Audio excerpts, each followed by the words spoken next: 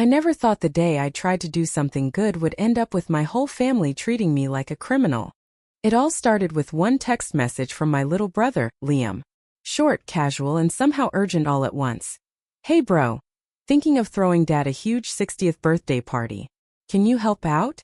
Maybe spot me like 10K? I'll handle everything. Liam always had this spark charisma so easy it almost made you forget every time he messed up. And yeah, there were plenty of times. Failed business ideas, a borrowed car never returned, even that time he convinced Mom to co-sign a loan, just until next month. But this felt different. It was Dad's 60th birthday. Dad, the man who'd worked 2 jobs his whole life, skipped vacation so we could go to college. How could I say no? So I transferred the money the same day. Didn't even ask for details. Liam said, "Trust me, big bro, it'll be something Dad will remember forever." I wanted that. I really did. 3 weeks later, Dad's birthday arrived. Liam told everyone the party would be at the Blue Hall downtown at 7 p.m. sharp. I showed up early, hoping to help set up balloons or do something to surprise Dad when he walked in. I remember stepping inside and thinking maybe I had the wrong address. The hall was pitch dark. No music.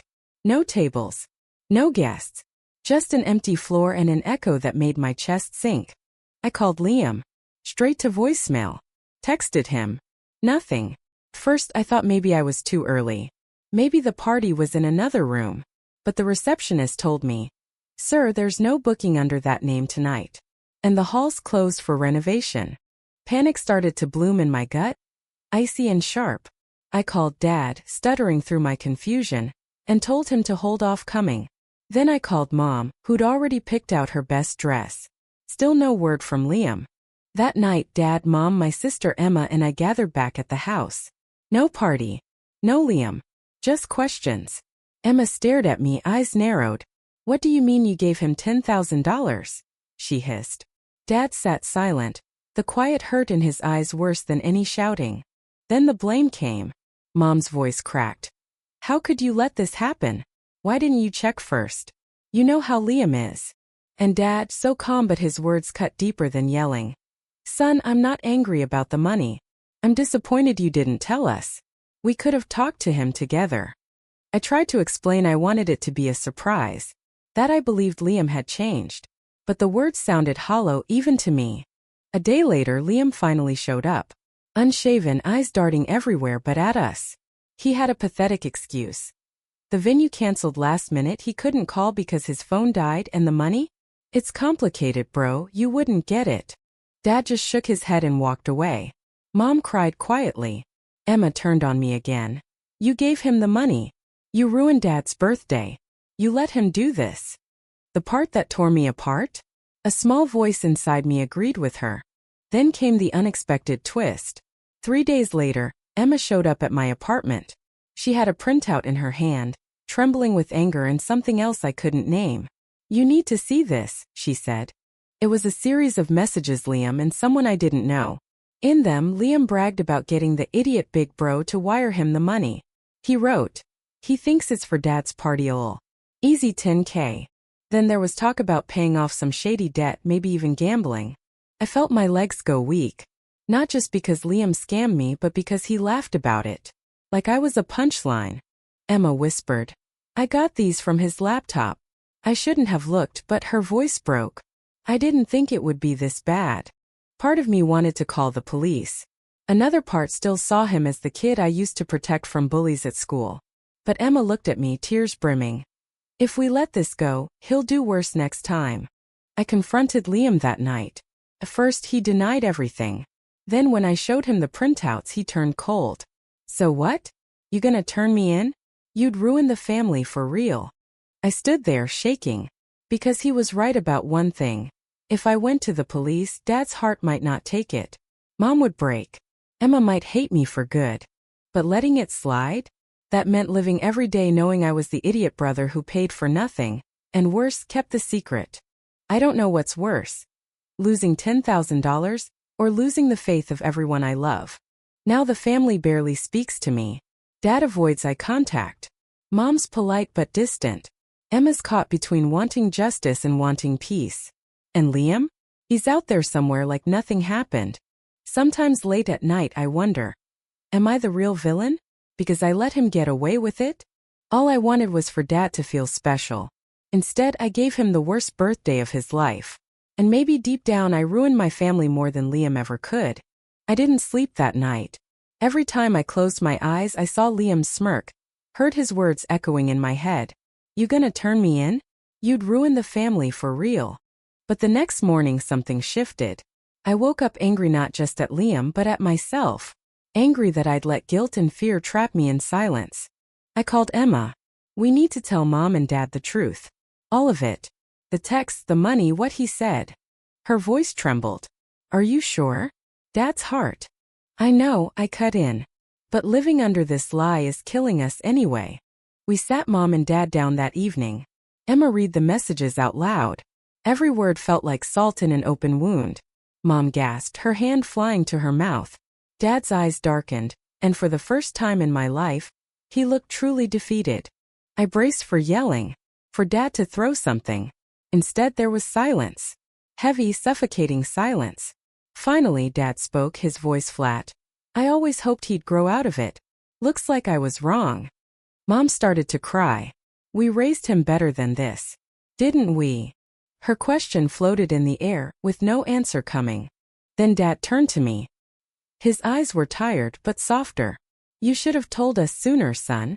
But thank you for telling us now. It wasn't forgiveness, but it was something. We decided not to call the police for now. Dad wanted to try one last time to reach Liam, talk sense into him. I didn't have much hope, but I agreed. The next day, Dad called Liam to meet him at a cafe. Emma and I waited outside, watching through the glass. Liam strolled in late, sunglasses on, looking like he'd rather be anywhere else. Dad talked. His hands moved slowly, pleadingly. I couldn't hear the words, but I could see the pain on Dad's face. Liam shook his head. Then he stood up. Dad reached out, but Liam pulled away and walked out without looking back. When Dad came out, he looked smaller than I'd ever seen him. He doesn't think he did anything wrong, Dad whispered. Something inside me cracked then. Maybe hope, maybe denial. A week later, the real twist came. Emma called me, panic in her voice. You need to come over. Now. When I got there, she was holding a letter. No envelope, just a folded sheet.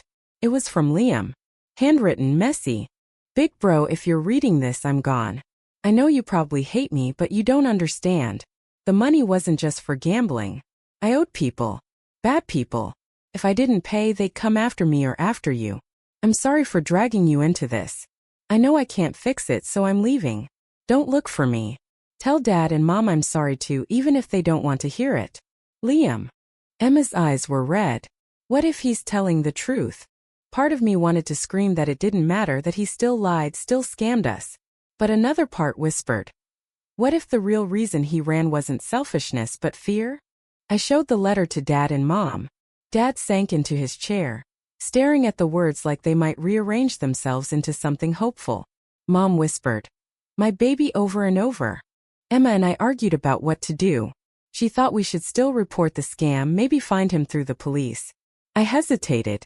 If Liam was running from dangerous people, dragging the police in might make things worse for him and for us. Then late that night, Emma knocked on my door. Her face pale. I've been thinking, she said. What if it wasn't just Liam? What if someone made him do this? It sounded wild at first. But the more I thought, the more it made sense. The way Liam acted so desperate, so reckless, it wasn't like his usual selfish stunts.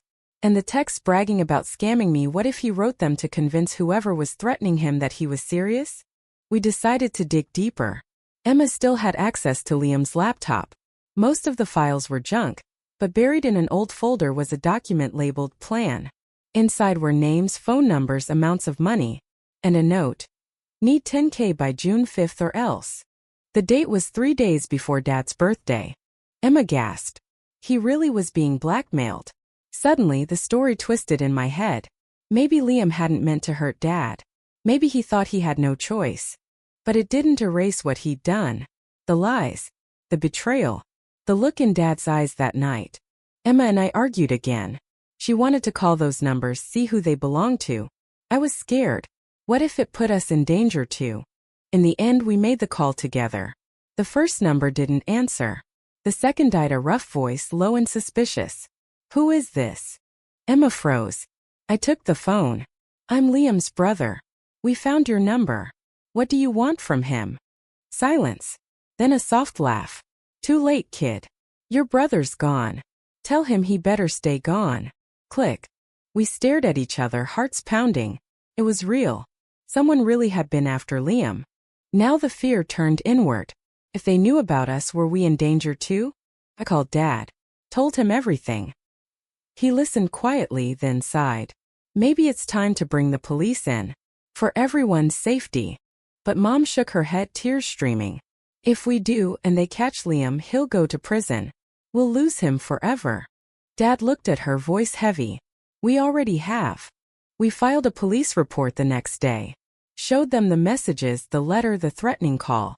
They opened an investigation, but warned us they might not find Liam or the people after him. Nights became a blur of fear and guilt. I kept replaying everything in my head. If I hadn't given him the money, would he have run? Would he still be safe? Or would they have hurt Heimerus? Then another surprise. The police called. They tracked one of the numbers to a known loan shark. They suspected Liam had borrowed money for gambling, couldn't pay, and got threatened. Emma cried when she heard. At least now we know why. But for Dad and Mom, it didn't matter why. Their son was gone and the family was shattered. One evening, Dad and I sat on the porch. The sun was setting, casting long shadows. Dad spoke softly. You tried to do something good, son. It turned out badly, but your heart was in the right place. I should have seen what Liam was getting into sooner. Maybe that's on me. I shook my head. No, Dad. It's on him. And maybe on me too. I should have questioned it. Dad put a hand on my shoulder. We can spend forever blaming ourselves. Or we can try to forgive him and ourselves. It wasn't a full healing. But for the first time it felt like a start. Emma too found her own way to make peace. She started writing letters to Liam Munson, but it helped her process the pain.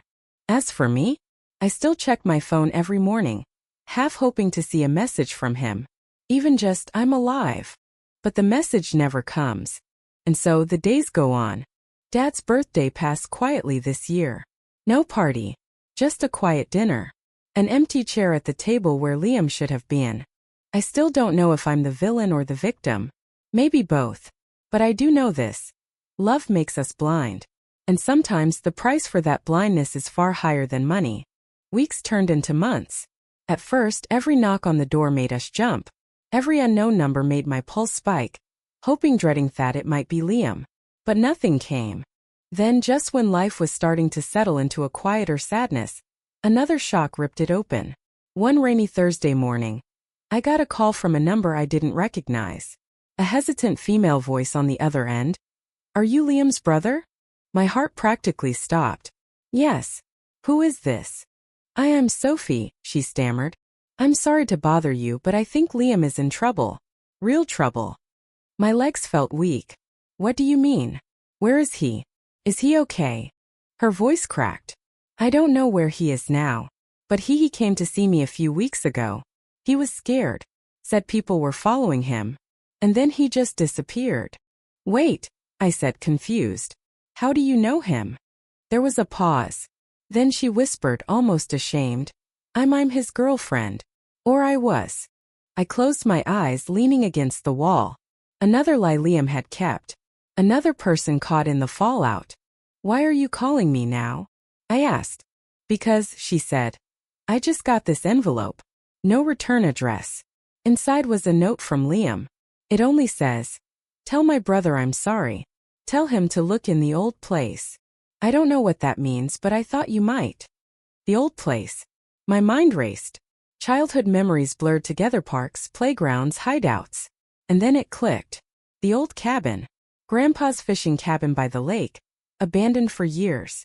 I thanked her, grabbed my keys, and drove without thinking. The rain blurred the windshield, matching the panic hammering in my chest. When I got there, the cabin looked the same, weather-beaten wood. Door hanging slightly crooked. But inside, in the damp shadows, I saw something that made my breath catch. A single cardboard box on the dusty table. My name scrawled on top.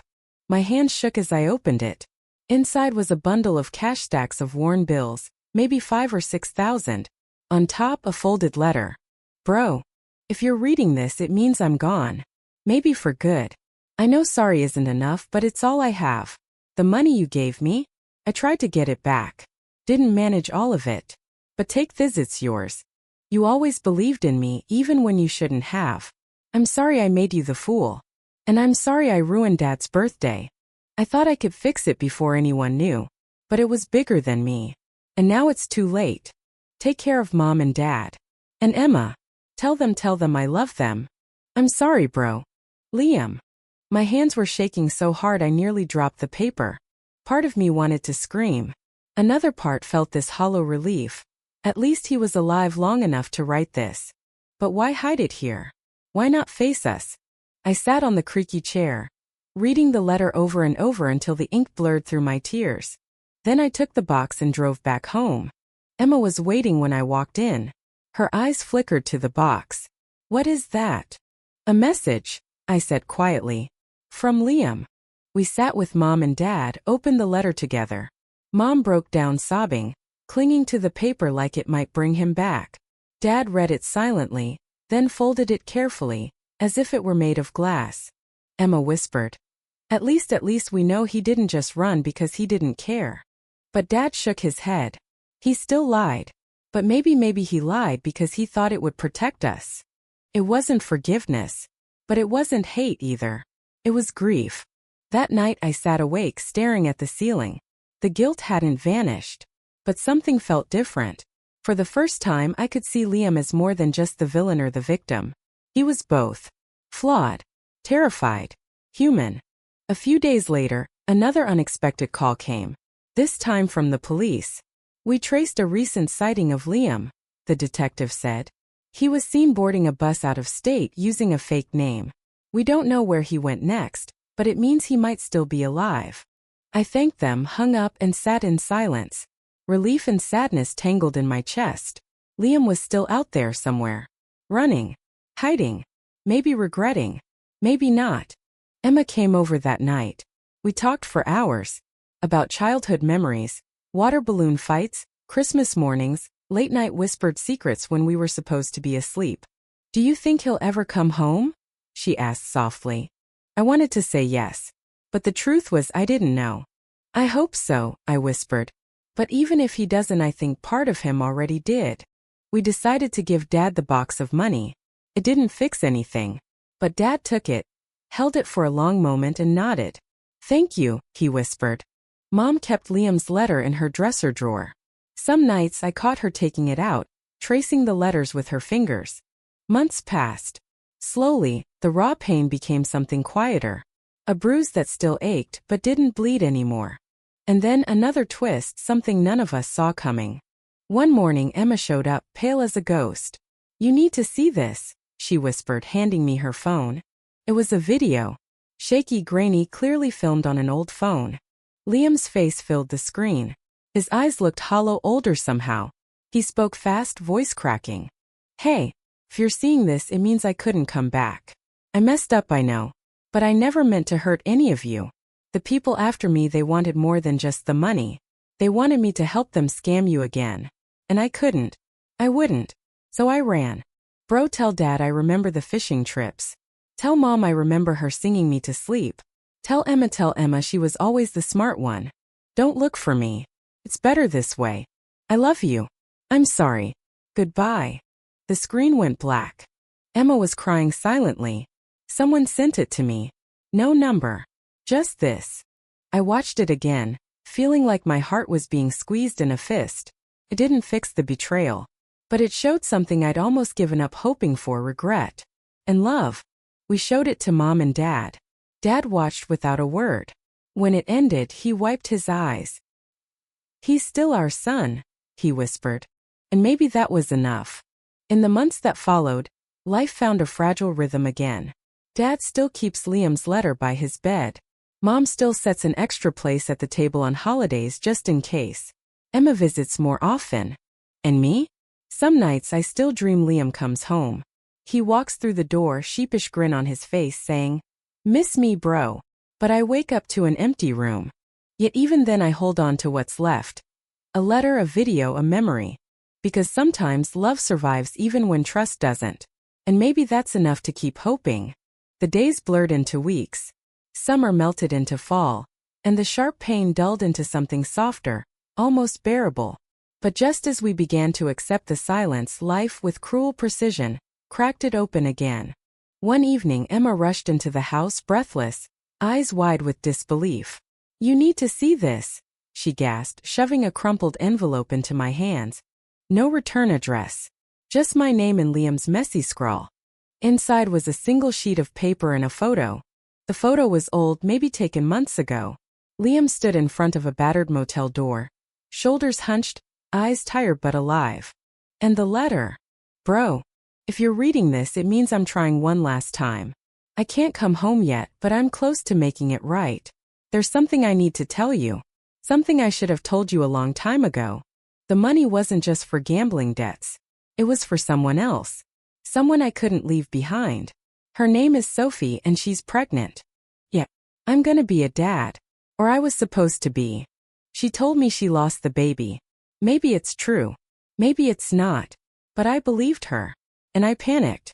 I thought if I got the money we could disappear, keep the kids safe from the people I owed. But I messed it all up. I know that now. I'm sorry I dragged you into it. I'm sorry I hurt Mom and Dad. I'm sorry I hurt Emma. If you can, forgive me. If you can't, I understand. Tell Dad I never forgot the sound of the lake at dawn. Tell Mom I remember every lullaby. Tell Emma I always knew she'd be the strongest. I love you, bro. No matter what. Liam." My vision blurred. My mind was screaming, heart pounding with too many questions. Sophie. The pregnancy. Was it real? Was she part of the scam? Or was Liam really trying to save something good from the wreckage of his life? Emma sank into the chair beside me, tears streaking her face. "Do you believe him?" "I don't know," I whispered. "But I want to." We showed the letter to Mom and Dad that night. Mom broke down, sobbing so hard Dad had to hold her upright. Dad read it twice, lips moving silently over the words. Then he whispered. He thought he could be better even if it was too late. Felt like a second funeral. But it was also something else. A small crack of light breaking through the darkness. Proof that somewhere inside Liam, the brother we loved, still existed. The next morning I made a choice. I drove to Sophie's apartment. When she opened the door, her face drained of color. "Why are you here?" she whispered. "I got Liam's letter," I said. "I just need the truth. Was the baby real?" She hesitated, eyes glistening. Then she nodded. "Yes. I lost it. And I never forgave myself for what it did to him. After that, he was different. Desperate. I didn't know about the money until it was too late. Part of me wanted to blame her. But looking at her shaking hands, the guilt in her eyes, I couldn't. We were all just broken people trying to survive. "Do you know where he is now?" I asked. She shook her head, tears spilling. "No. But he called once. Said if anything happened to him, I should tell you this. Check the cabin's floorboards." That's all he said before he hung up. My heart lurched. "Thank you," I whispered. That night, I drove back to the old cabin. Moonlight spilled through cracks in the roof, painting the dusty floor in silver streaks. I pulled up the rotting floorboards, breath catching with every creak. And there, buried beneath old newspaper and dirt, was a small metal box. Inside, another letter, a USB drive, and a tiny silver bracelet. The letter was short. "Bro, if you're reading this, I probably didn't make it. This drive has proof of what really happened. Names, accounts, recordings. Enough to stop them from hurting anyone else. The bracelet was for the baby. I kept it to remember why I tried. If you can, use this to end it. And maybe one day forgive me. Love, Liam." I closed my eyes, gripping the bracelet until my knuckles turned white. The next day, I brought the USB to the police. Emma and Dad came with me. The detectives listened to the recordings, phone calls where Liam begged for more time, threatened men demanding one last job, and even a voice that matched the loan shark who'd called us months ago. The evidence was enough to reopen the investigation. Weeks later, arrests were made. Men who'd preyed on desperate people like Liam, who'd forced them into scams and blackmailed them into silence. In the aftermath, the detective called me in. "If it wasn't for your brother," he said, We never would have had enough to bring them down. Whatever mistakes he made, he tried to fix them. It didn't erase the hurt, but it changed the story. Liam wasn't just a scammer. He was also the whistleblower who risked himself to stop them. Life kept moving. Mom still set an extra plate at Christmas. Dad kept Liam's photo on the mantle. Emma and I grew closer than we'd ever been, bound by shared scars. And me? Some nights I still sat by the lake, bracelet in my hand, whispering into the wind, "I hope you found peace, Liam." Then one morning a letter arrived. No name, no return address. Just 4 words scrawled across the paper. "I'm still out here." No signature. But I knew. My chest tightened, tears stinging my eyes. Relief, fear, love tangled into something I couldn't name. Wherever he was, Liam was still alive. Still running, maybe, but alive. And maybe that was enough. In the end, what did I learn? That love can break you, but it can also save you. That sometimes family is about forgiveness, not forgetting. That even in the darkest stories, there can be a flicker of redemption. And that my brother, the liar, the runaway, the flawed, terrified human, was still my brother. No matter what.